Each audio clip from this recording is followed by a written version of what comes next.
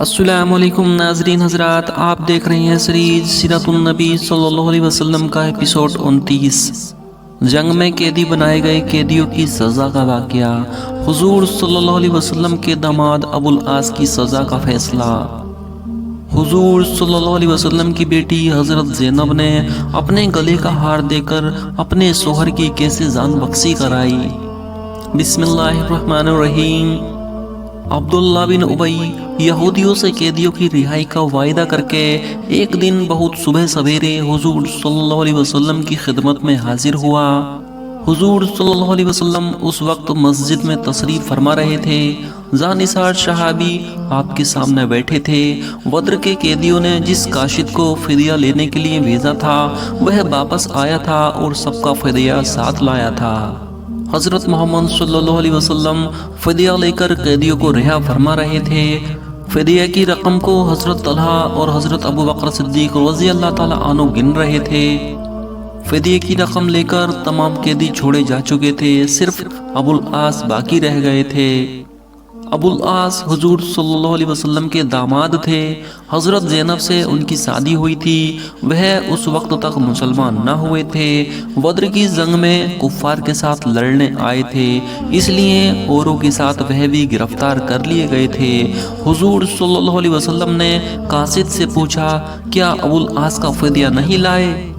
لایا ہوں، قاصد نے جواب دیا کہ حضور صلی اللہ علیہ وسلم کی صاحبزادی حضرت زینب نے اپنے گلے کا ہار اتار کر دیا ہے۔ یہ کہتے ہی قاصد نے ایک بڑا قیمتی ہار حضور صلی اللہ علیہ وسلم کے سامنے رکھ دیا۔ حضور صلی اللہ علیہ وسلم ہار دیکھ کر بہت دکھی ہوئے۔ حضرت عمر رضی اللہ تعالیٰ عنہ نے پوچھا، اللہ کے رسول صلی اللہ علیہ وسلم اس ہار کو دیکھ کر آپ دکھی کیوں ہو گئے؟ اس لیے کہ یہ ہار حضرت ختیجہ مرحومہ کا ہے، زینب کے پاس ان کی یادگار نشانی تھی۔ حضرت ابو بکر صدیق رضی اللہ تعالیٰ عنہ بول پڑے، حضور صلی اللہ علیہ وسلم اس ہار کو زینب کے پاس واپس کر دیں، ابو العاص کو بغیر فدیہ چھوڑ دیں۔ حضور صلی اللہ علیہ وسلم نے فرمایا، اگر تم اسے مناسب سمجھتے ہو تو زینب کو اس کی ماں کی یادگار چیز واپس کر دی جائے۔ عبداللہ بن ابی بیچ میں بول پڑا، یہ کیسے ہو سکتا ہے؟ اور لوگوں سے تو فدیہ لیا جائے اور ابو العاص کو بغیر فدیہ کے چھوڑ دیا جائے۔ حضرت عمر رضی اللہ تعالیٰ عنہ کو عبداللہ پر غصہ آ گیا، کڑک کر کہا، عبداللہ کیا تم منافق ہو؟ کیا تم کو حضور صلی اللہ علیہ وسلم کے دکھ سے خوشی ہوتی ہے؟ اس دن سے عبداللہ کا نام منافق ہو گیا اور اسے عبداللہ منافق کے نام سے یاد کیا جانے لگا۔ عبداللہ نے کہا، عمر تمہیں بہت جلد غصہ آتا ہے، سوچو تو صحیح، کیا یہ انصاف ہے کہ اوروں سے تو فدیہ لیا جائے اور حضور صلی اللہ علیہ وسلم کے داماد کو بغیر فدیہ رہا کر دیا جائے؟ اصل میں یہ عبداللہ منافق کی چال تھی کہ کسی طرح مسلمانوں میں پھوٹ ڈال دے۔ وہ عقل مند اور چلاک آدمی تھا، خوب سمجھتا تھا کہ جب تک مسلمانوں میں ایکا ہے کوئی طاقت ان پر قابو نہیں پا سکتی، اس لیے اس نے ایسا انداز اختیار کیا، لیکن کوئی مسلمان بھی اس پر ہم نوا نہ ہوا، بلکہ سب نے اسے ہی برا کہا اور ڈانٹنا شروع کیا۔ چنانچہ حضرت مصعب رضی اللہ تعالیٰ عنہ نے، جن کے سگے بھائی ابو عزیز کا فدیہ ادا ہوا تھا، کہا کہ ہم سب مسلمان حضور صلی اللہ علیہ وسلم کی خوشنودی چاہتے ہیں۔ اگر حضور صلی اللہ علیہ وسلم ابو العاص کو بغیر فدیہ کے رہا کرنا چاہتے ہیں تو ہم کو اعتراض کرنے کا حق نہیں، بلکہ اگر حضور صلی اللہ علیہ وسلم تمام فدیہ بھی ابو العاص کو دے کر رخصت کر دیں تو ہم کو اور بھی خوشی ہوگی۔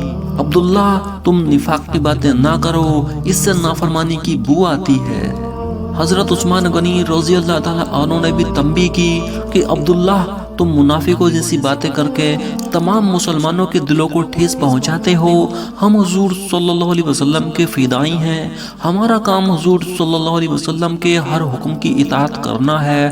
اگر حضور صلی اللہ علیہ وسلم تمام قیدیوں کو قتل کر ڈالتے اور ابو العاص کو چھوڑ دیتے تو بھی ہمیں کچھ کہنے کا حق نہ تھا، تم کو اپنی غلطی مان لینی چاہیے۔ حضرت سعد بن معاذ رضی اللہ تعالیٰ عنہ نے کہا، مسلمانوں میں عبداللہ کو خوب جانتا ہوں، اس کے دل میں کفر کا مرض اب تک موجود ہے۔ یہ اب تک اپنی شاہی کے سپنے دیکھ رہا ہے، اس کا منصا مسلمانوں میں نفاق ڈال کر اپنا مطلب حاصل کرنا ہے۔ اگر یہ مسلمان نہ ہوتا تو سب سے پہلے میری تلوار اس کی گردن پر پڑتی۔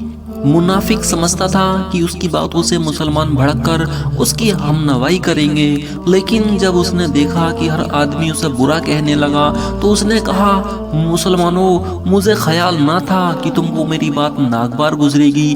میں نے مسلمانوں میں فوٹ ڈالنے کے لیے یہ بات نہیں کہی، بلکہ اس سے میری منشا یہ تھی کہ اگر رعایت کی جائے تو سب کے ساتھ کی جائے، ایک کے ساتھ رعایت کرنا انصاف نہ ہوگا، پر جب تم سب مناسب سمجھتے ہو تو میں بھی جائز قرار دیے دیتا ہوں۔ حضرت عمر رضی اللہ تعالیٰ عنہ بولے، عبداللہ تم واقعی منافق ہو، اب بھی تم ایسی باتیں کر رہے ہو جس سے مسلمانوں میں فوٹ پڑ جائے، اگر تم آگے ان باتوں کا خیال نہ کرو گے تو تمہارا سر اڑا دیا جائے گا۔ عبداللہ چپ ہو گیا۔ حضور صلی اللہ علیہ وسلم نے ابو العاص کو وہ ہار دیتے ہوئے کہا، یہ ہار زینب کو دے کر کہہ دینا کہ تمام مسلمانوں نے اس کی ماں کی یادگار چیز کو واپس کر دیا ہے۔ چونکہ ابو العاص بدر کی لڑائی کے آخری قیدی تھے، جب بیوی چھوڑ دیے گئے تو عبداللہ منافق نے کہا، آج یہودیوں کے بارے میں بھی فیصلہ کر دینا چاہیے، بیکار قیدیوں کا بوجھ اٹھانے سے کیا حاصل ہوگا؟ حضرت عمر رضی اللہ تعالیٰ عنہ نے کہا، بے شک یہودیوں کے بارے میں بھی اگر حضور صلی اللہ علیہ وسلم فیصلہ کرنا مناسب سمجھیں تو کر دیں۔ حضور صلی اللہ علیہ وسلم نے پوچھا، مشورہ دو کہ یہودیوں کے ساتھ کیا برتاؤ کیا جائے۔ حضرت علی رضی اللہ تعالیٰ عنہ نے کہا، یہودیوں نے سمجھانے اور نصیحت کرنے کے باوجود سمجھوتے کی خلاف ورزی کی ہے اور مسلمانوں کو شہید کیا ہے، اس لیے وہ کسی رعایت کے حقدار نہیں ہیں۔ چونکہ یہودیوں نے بے وجہ لڑائی مول لے لی ہے، بے وجہ مسلمانوں پر دھاوا بولا ہے، اس لیے بے سب کے سب قتل کر دیے جائیں۔ حضرت عمر رضی اللہ تعالیٰ عنہ کی یہ رائے تھی۔ حضور صلی اللہ علیہ وسلم نے فرمایا، مجھے بھی افسوس ہے کہ یہودیوں نے بہت غلط کام کیا، لیکن قتل۔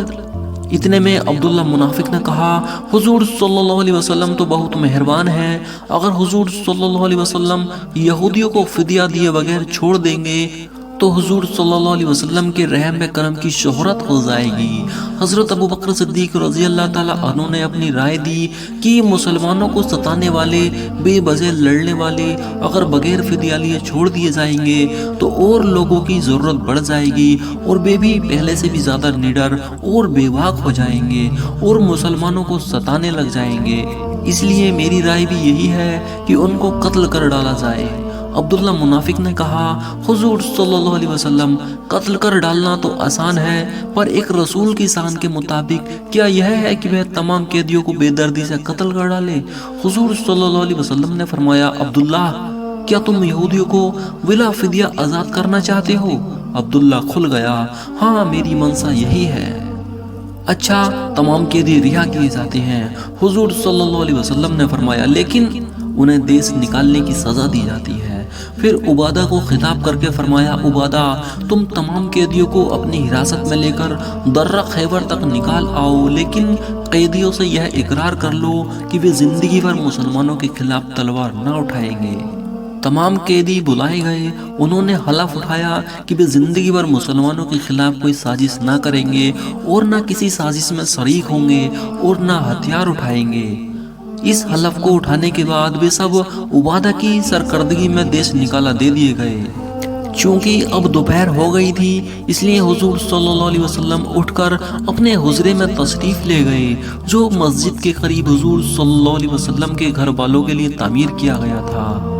حضور صلی اللہ علیہ وسلم کے تشریف لے جانے کے بعد مسلمان اٹھے اور مکانوں کی طرف روانہ ہوئے۔ کچھ دنوں کے بعد مدینہ کے مسلمانوں کو معلوم ہوا کہ کفار مکہ نہایت شان و شوکت سے شاندار لشکر لے کر مدینہ پر حملہ کرنے کے ارادے سے آ رہے ہیں۔ حضور صلی اللہ علیہ وسلم اس خبر کو سن کر کچھ دکھی ہوئے۔ आपने तुरंत मजलिस सूरा बुलाई। जब तमाम लोग आ गए तो हुजूर सल्लल्लाहु अलैहि वसल्लम ने फरमाया, मुसलमानों, कुफ्फारे मक्का बद्र की लड़ाई का बदला लेने के लिए पूरी फौज और पूरे जोश से आ रही है। मुझे अफसोस है कि कुफ्फारे मक्का मुसलमानों को अमन व अमान से नहीं रहने देंगे। मैं लड़ाई को नापसंद करता हूँ, लेकिन हालात लड़ाई पर मजबूर करते हैं। मेरी राय यह है कि मदीने में रहकर हिफाजती लड़ाई लड़ी जाए। अगर ज्यादातर राय मेरी राय के खिलाफ हो तो मैं उसी पर अमल करूंगा। सोच समझ के बताओ कि मुनासिब क्या है। अगर हुजूर सल्लल्लाहु अलैहि वसल्लम का यह हुक्म है कि मदीने में रहकर मुकाबला किया जाए तो किसी मुसलमान को कुछ कहने की ज़रूरत नहीं हो सकती। हज़रत उमर रज़ी अल्लाह ताला अन्हु ने कहा, लेकिन अगर मशवरा तलब किया जाता है तो मेरी राय में मुनासिब यह है कि हम मदीना से निकलकर कुफ्फार का मुकाबला करें। हज़रत हमजा रज़ी अल्लाह ताला अन्हु ने भी कहा, मेरी भी राय यही है कि मदीने से निकलकर मैदान में मुकाबला किया जाए। मुसलमानों, क्या तुम अल्लाह के रसूल सल्लल्लाहु अलैहि वसल्लम की राय के खिलाफ जाना चाहते हो? अब्दुल्ला मुनाफिक ने कहा, हरगिज ऐसा ना करो। हुजूर सल्लल्लाहु अलैहि वसल्लम की राय मुनासिब है कि हमको मदीना ही में रहकर मुकाबले की तैयारी करनी चाहिए। यहाँ यह बात याद रखने की है कि अब्दुल्ला का कासिद कुफ्फारे मक्का के पास गया था और यह तय करके आया था कि वह इस बात की कोशिश करेगा कि मुसलमान मदीने में रहकर मुकाबला करें और वह मौका पाकर रात के वक्त कुफ्फार को मदीना में दाखिल कर सब खून मारने में मदद देगा। इसीलिए उसने मदीने में रहकर मुकाबला करने की राय दी। हजरत तलहा रजी अल्लाह ताला अन्हु ने कहा, मेरी राय में मदीने में रहकर मुकाबला करना इस वजह से भी मुनासिब नहीं है कि हमें यहूदियों पर इत्मीनान नहीं है। मुमकिन है ये लोग यहूदियों से साजबाज करके मुसलमानों को नुकसान में पहुंचा सकते हैं। जुबैर बिन अव्वाम ने कहा, मेरी राय भी यही है कि मदीने से निकलकर बाहर मुकाबला किया जाए। चूंकि ज्यादातर लोगों की यही राय थी कि मदीने से निकलकर मुकाबला किया जाए, इसलिए हुजूर सल्लल्लाहु अलैहि वसल्लम ने ऐलान कर दिया कि आज ही लश्कर जुमा की नमाज पढ़कर रवाना होगा। तमाम मुसलमान इस ऐलान को सुनकर बहुत खुश हो गए। सब बड़े जोश से तैयारियां करने लगे। जुमा की नमाज पढ़कर हुजूर सल्लल्लाहु अलैहि वसल्लम ज़िरा पहनकर और हथियारों से लैस होकर तशरीफ ले आए। उस वक्त कुछ लोगों को ख्याल आया कि उन्होंने हुजूर सल्लल्लाहु अलैहि वसल्लम की राय से इख्तलाफ किया था, इसलिए कहीं गुनाह का काम ना हो गया हो। वे परेशान हो उठे।